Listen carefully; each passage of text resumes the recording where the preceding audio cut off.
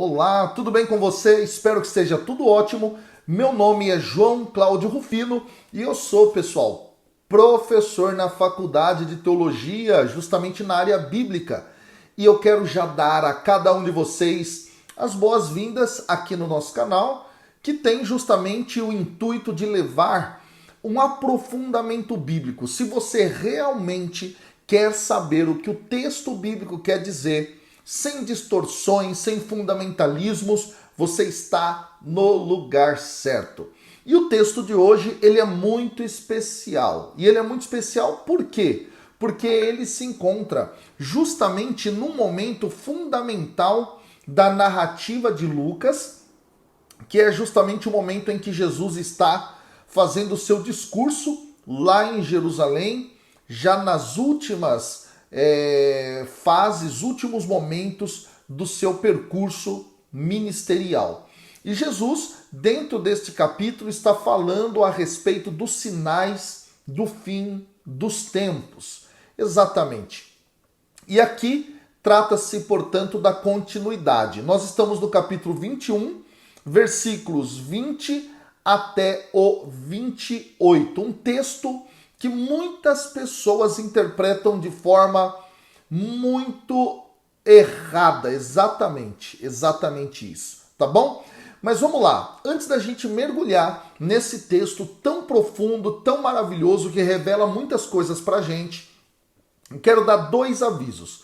O primeiro aviso é, já deixa aqui o seu comentário, já deixa aqui a sua curtida, compartilhe esse vídeo e também se inscreva e acione o nosso sininho aqui do canal para você poder receber as notificações todas as vezes que vídeos novos saem.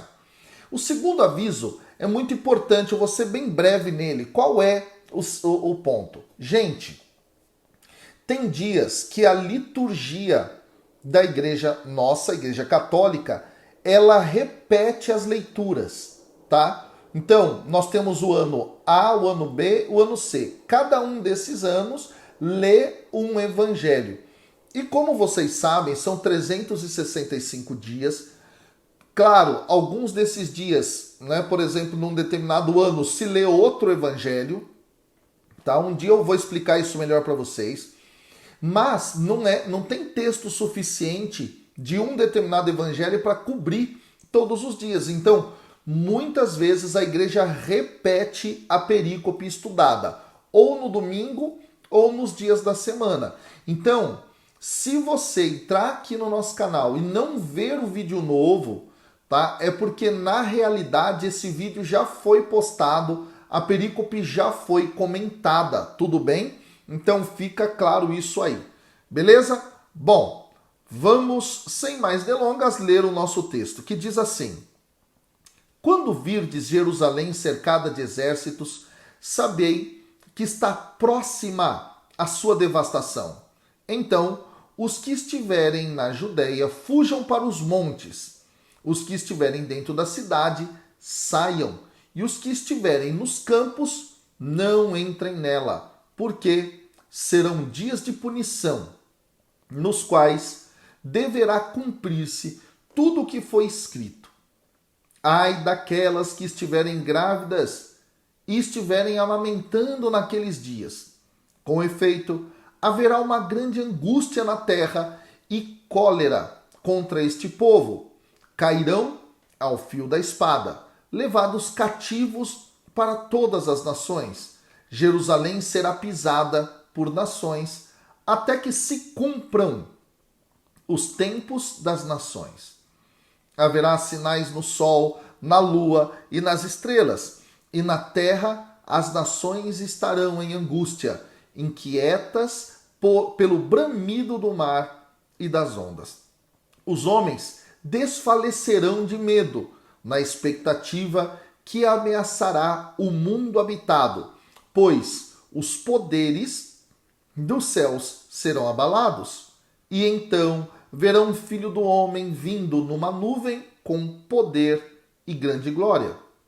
Quando começarem a acontecer essas coisas, erguei-vos e levantai a cabeça, pois está próxima a vossa libertação. Gente, há um detalhe importante aqui que é fundamental. A linguagem que está posta dentro desse texto é a linguagem apocalíptica. Em outras palavras, de forma bem simples, trata-se de uma linguagem que tem muito simbolismo e que, por causa disso, pode ser aplicada a qualquer tempo e lugar. A qualquer tempo e lugar eu me refiro ao seguinte: se um cristão lesse este texto no período medieval, no qual Jerusalém foi atacada pelos árabes, sitiada por eles, esse texto se encaixaria. Se nós lêssemos esse texto num outro momento, enfim, que Jerusalém estivesse passando por esta situação, mesma coisa, tá ok? Então, a linguagem apocalíptica é uma linguagem versátil que ela se molda em diversos momentos da história, ok? Então, guarde isso. A linguagem que está sendo usada aqui é esta que eu acabei de falar.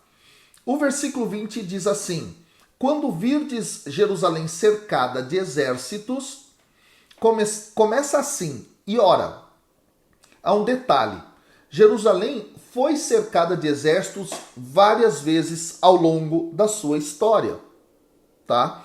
Isso ocorreu em diversos momentos. A gente pode destacar aqui, por exemplo, o momento no qual a Babilônia cercou Jerusalém lá por volta de 586 a.C. A gente pode falar também do momento em que os gregos fazem esse tipo de sítio e tudo mais. Quer dizer, esse texto ele está usando uma linguagem que era comum dentro daquilo que são as profecias no Antigo Testamento e também na linguagem apocalíptica do Antigo Testamento e de textos extra-bíblicos, para falar do processo que vai preparar a vinda do Filho do Homem. Aqui há um outro detalhe importante que a gente precisa ressaltar. O texto de Lucas ele foi escrito, pessoal, por volta, segundo a maior parte de nós estudiosos, em torno de 80 a 85 depois de Cristo. E no ano 70, Jerusalém foi sitiada pelos romanos, foi atacada por eles e destruída. Exatamente.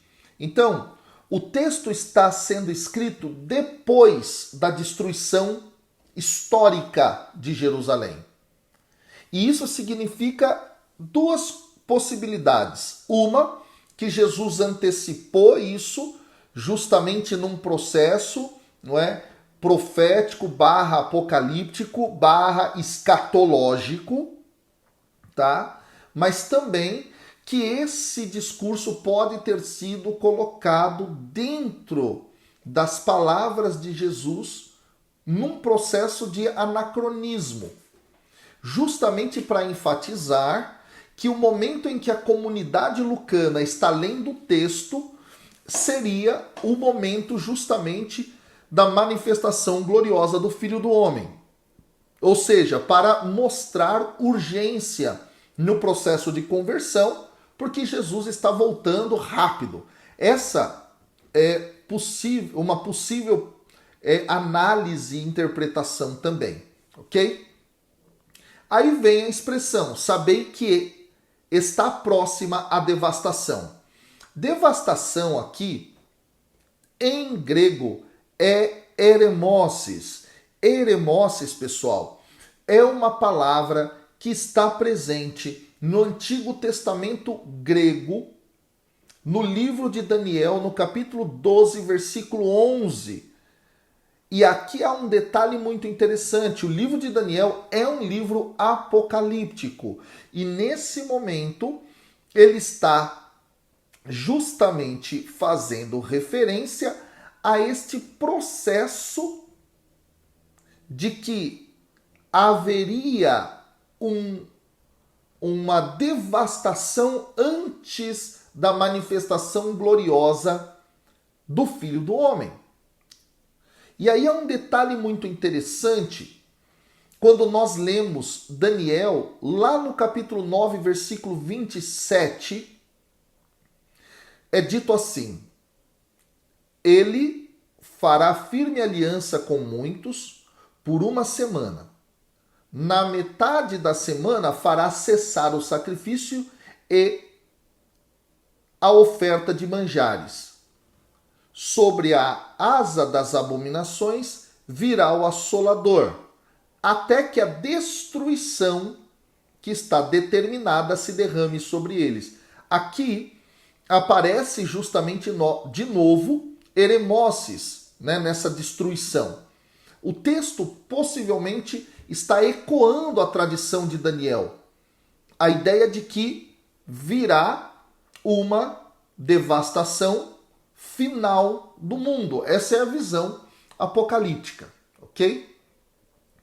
Aí há um outro dado importante aqui que nós podemos destacar, é justamente aquilo que está presente dentro dos textos de Flávio Joséfo, historiador da época, que vai justamente lá no livro dele, A Guerra Judaica, descrever a destruição de Jerusalém ocorrida no ano 70. Muitos autores dizem que a linguagem que Lucas está empregando é muito próxima à linguagem de Flávio Joséfo e que, portanto, Lucas teria conhecido esta obra desse historiador da época. Um outro detalhe interessante que a gente pode destacar aqui é que a predição, a profecia, não é, de que Jerusalém seria sitiada, destruída e que viria uma desolação a partir desses processos aí, é algo que já está presente no Antigo Testamento. Tá? Lá no capítulo 29, versículo 3 de Isaías, em Jeremias capítulo 34, versículo 1, capítulo 44, versículo 6 e versículo 22, e em 2 Reis, capítulo 6, versículos 24 a 31. Então era uma linguagem muito própria, e uma linguagem muito própria justamente para fazer referência a um julgamento que Deus realizará na terra em relação ao povo de Israel quando este estiver fora da aliança com Deus, ou seja, atuando em desobediência. Então, ao Jesus dizer, não é, da destruição de Jerusalém, ele está justamente falando aqui a respeito do fato de que o povo não está vivendo segundo a aliança, na obediência à palavra de Deus. Tá claro? Então é muito importante a gente entender a linguagem apocalíptica, entender os textos bíblicos, olhando este processo de intertextualidade, porque eles nos ajudam a interpretar. Aí o versículo 21 diz assim: então, os que estiverem na Judéia, fujam para os montes. Ora, esta ideia de fugir para os montes é uma ideia comum no Antigo Testamento e dentro dos textos apocalípticos. Então a gente tem isso em Gênesis capítulo 19, versículo 17 e versículo 19, em Juízes capítulo 1, versículo 34, nós temos isso em Juízes capítulo 6, versículo 2, 1 Samuel capítulo 23, versículo 19, capítulo 26, versículo 1, primeiro livro dos Reis, capítulo 22, versículo 17, Isaías capítulo 15, versículo 5, Jeremias capítulo 16, versículo 16, capítulo 49, versículo 8, capítulo 50, versículo 6, Lamentações 4, versículo 19, Ezequiel capítulo 7, versículo 16, Amós capítulo 5, versículos 19 e 20, Naum capítulo 3, versículo 18, Zacarias capítulo 14, versículo 5, 1 Macabeus capítulo 2, versículo 28, 2 Macabeus capítulo 5, versículo 27, e no livro apócrifo chamado Testamento de Moisés, capítulo 9, versículo 6. Ou seja, não é uma linguagem nova.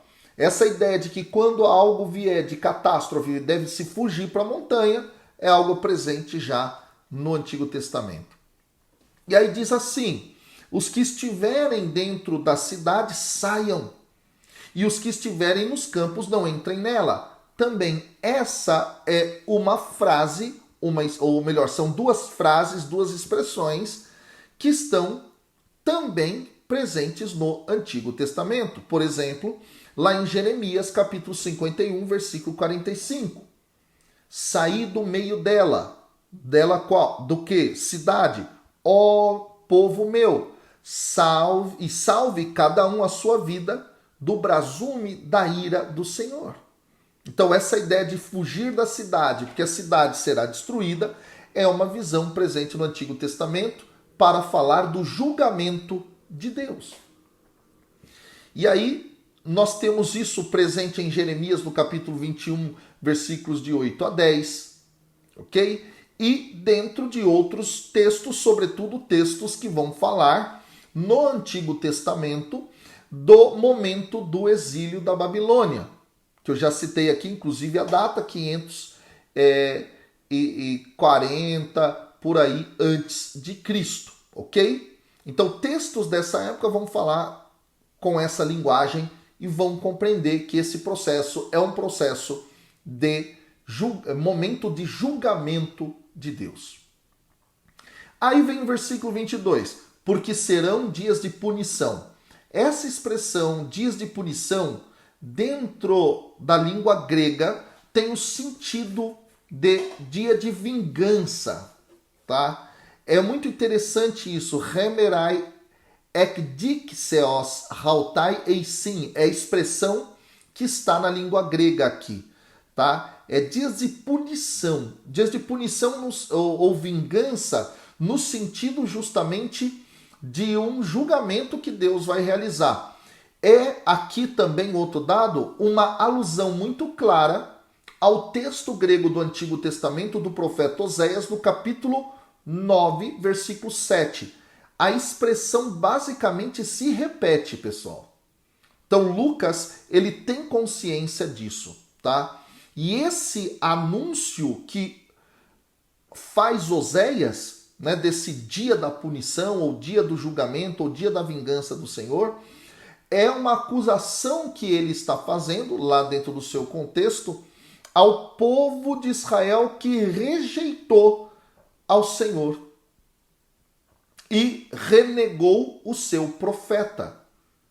Esse dado é muito interessante.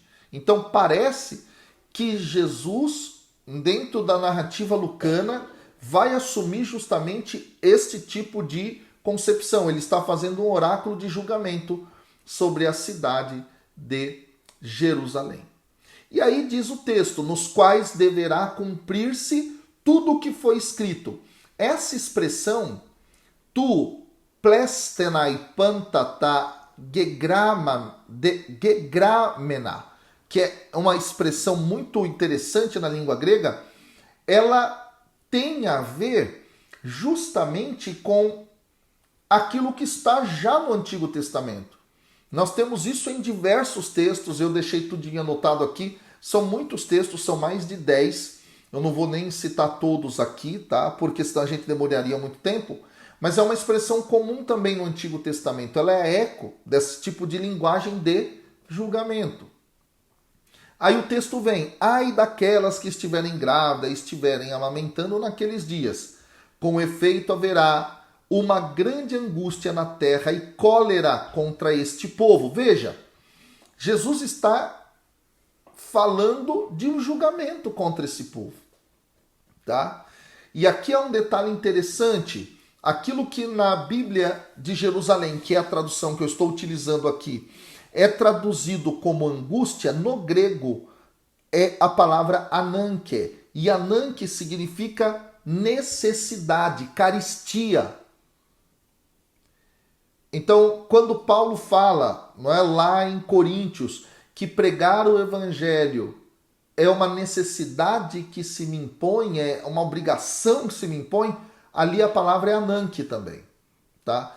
Caristia é algo que é necessário, sem o qual não consegue se sobreviver. Então, o texto está dizendo que haverá uma grande caristia, ou seja, fome.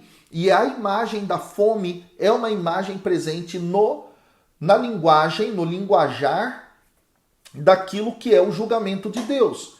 Então Jesus está justamente falando a respeito disso, tá? É muito interessante que isso vai se referir justamente ao texto de Deuteronômio. Lá no capítulo 28, nos versículos 58 a 68, nesses versículos, Deus fala através de Moisés que se o povo for infiel, o povo vai passar por desastres, destruições, exílios, justamente sobre tudo isso. Tá? Então, o texto aqui de Lucas está claramente fazendo referência a essa realidade de um julgamento. Tá? Última coisa a respeito disso é que o termo ananque, que eu estou citando aqui, como que foi traduzido como angústia, é um termo muitas vezes utilizado em textos extra-bíblicos que são apocalípticos. Então nós vamos encontrar isso no 4º livro de Esdras, no 2º livro de Barnabé. Nós vamos encontrar isso dentro de alguns textos da comunidade essênia de Qumran e assim por diante. Versículo 24 diz: e cairão ao fio da espada. Ora, essa expressão, ela também é muito presente no Antigo Testamento, pessoal. Lá em Jeremias, no capítulo 20, versículo 4, aparece justamente esta mesma expressão. E esta expressão diz respeito ao julgamento que Deus vai realizar em relação ao povo de Israel que é infiel. Isso também vai aparecer, em outros textos do Antigo Testamento. E aí diz assim: levados cativos para as nações, e Jerusalém será pisada por nações. Essa é uma alusão bastante clara ao texto do Antigo Testamento de Zacarias, capítulo 12, versículo 3. Justamente vai aparecer esta mesma ideia, que Jerusalém será pisada por todas as nações. Isso tem a ver com julgamento de novo. Tá bom, pessoal? Esse dado é muito interessante, porque Zacarias, dentro do seu oráculo, ele está justamente falando contra Jerusalém e os seus cidadãos, os seus moradores, porque eles não se arrependeram do seu pecado e da sua infidelidade. Então, o que Lucas está colocando é Jesus como esse profeta escatológico, falando a respeito de Jerusalém da mesma forma que os profetas falaram no Antigo Testamento. E aí vem a expressão, ainda no versículo 24, até que se cumpram os tempos das nações. Veja, aqui essa expressão ahri hu plerothosin kairoi etnon, em grego, é justamente uma expressão que fala a respeito de um limite dos sofrimentos, não é? Ou seja, os sofrimentos eles vão acabar em algum momento. Essa é uma linguagem apocalíptica presente em Daniel, capítulo 8, versículos 13 a 14, capítulo 12, versículos 5 a 13, e em textos, por exemplo, da comunidade de Qumran e outros textos extra-bíblicos também. Isto é uma linguagem própria. Se fala de um tempo de sofrimento, um tempo que vai acabar. Isso é da linguagem apocalíptica. Aí nós entramos no versículo 25. Haverá sinais no sol, na lua e nas estrelas. Ora, esta profecia, ela é um eco daquilo que está no profeta Joel, no capítulo 3, lá no versículo 3 ao 4, na tradução grega, que é, de algum modo, a numeração na Bíblia Católica. Aqui eu queria só abrir um parêntese, se você protestante, evangélico, está nos acompanhando aqui no canal, nos nossos estudos, a sua Bíblia vai ter uma numeração diferente, que a sua Bíblia vai seguir a numeração hebraica, enquanto a Bíblia católica, a numeração grega, tá bom? Então, o conteúdo de Joel na Bíblia protestante e na Bíblia católica é o mesmo, mas o número de capítulos e versículos muda, tá bom? Bom, profecias similares aparecem no Antigo Testamento falando a respeito de sinais cósmicos, relacionando-os com a presença de Deus ou com a aparição de alguma forma de Deus. Se é que a gente pode falar de aparição assim, seria uma manifestação de Deus. Isso está em Isaías capítulo 13, versículo 10, capítulo 24, versículo 23, capítulo 34, versículo 4, está em Ezequiel, está em Amós, está no quarto Esdras, está no primeiro livro de Enoque, está no testamento de Levi, está no livro da ascensão de Moisés, está no livro Oráculos Sibilinos, tem muitos livros onde isso aparece. Aparece nos livros da tradição judaica também, no Sinhedrin, aparece no Pesach, no Sukkah, que são tratados da Mishnah, que estão presentes no Talmud, enfim. É uma linguagem comum essa ideia de que antes do julgamento, ou no dia do julgamento, ou no dia do Senhor, vão aparecer sinais na lua e nas estrelas. E aí o texto diz, na terra as nações estarão em angústia, tá?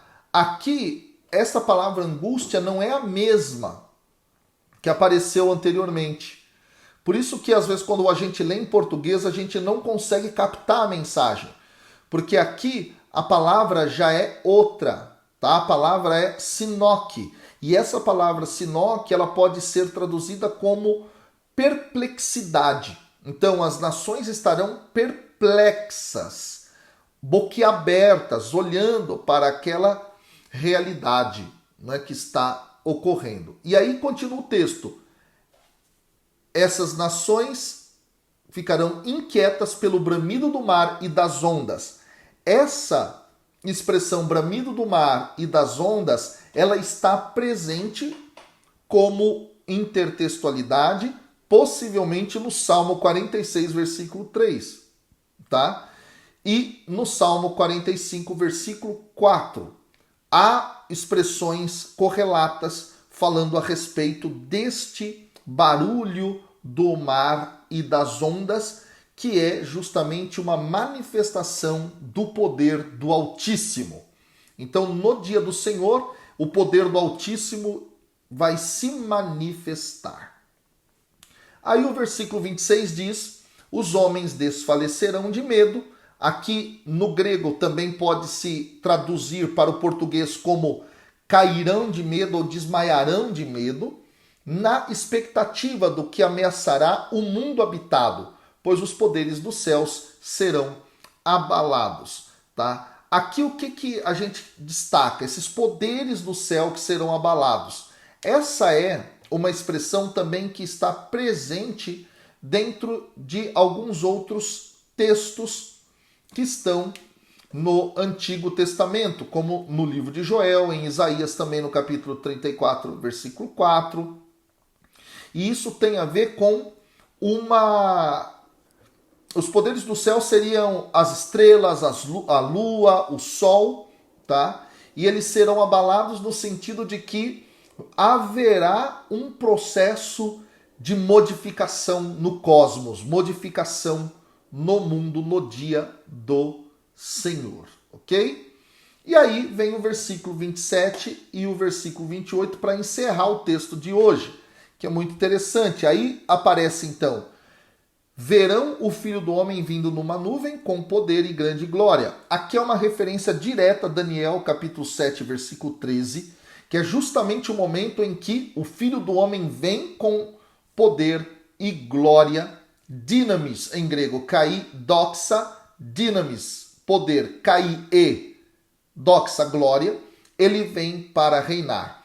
E é muito interessante o que Lucas, ele vai de forma bastante acurada preparar essa ideia da vinda do Filho do Homem. Então ele vai falar disso no capítulo 9, versículo 26, capítulo 11, versículo 30, capítulo 12, versículo 8 e versículo 40, capítulo 17, versículo 22, 24, 26 e 30 e no capítulo 18, versículo 8, tá?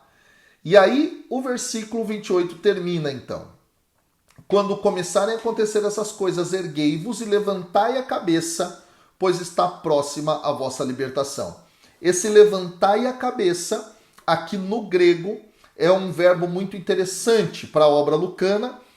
Anakiptó é um eco, tá, daquilo que Jesus realiza na vida daquela mulher encurvada no capítulo 13, versículo 11. É o mesmo verbo. Ela ficou endireitada, ela ficou de pé, ela levantou, não é, o seu tronco e ela é liberta das garras de Satã. É muito interessante isso, é o mesmo verbo aqui utilizado, dá-nos a ideia, portanto, de que Deus vai atuar com poder no dia do Senhor e que aquele que crê nele não deve temer, mas deve estar atento aos sinais para que ele possa, de forma com esperança mesmo, não é? Viver este processo da libertação que se aproxima. E aí o termo libertação, litrosis, utilizado aqui na língua grega, vai aparecer em Lucas, no capítulo 1, versículo 68, capítulo 2, versículo 38, 24, 21, não é? E também em Atos capítulo 7, versículo 35. Bom, o que esse texto, então, no geral quer dizer? Trata-se de um oráculo que Jesus está proferindo, utilizando linguagens do Antigo Testamento que trabalham a noção de julgamento. O Senhor virá julgar e o Senhor virá para libertar os seus. E, portanto, não há o que temer. Última coisa, sempre se lembre, por causa da linguagem apocalíptica, esse texto pode ser aplicado a qualquer tempo, a qualquer momento. Beleza? Que Deus te abençoe. Até amanhã. Com a graça de Deus, estamos juntos. Continue acompanhando o nosso canal. Valeu!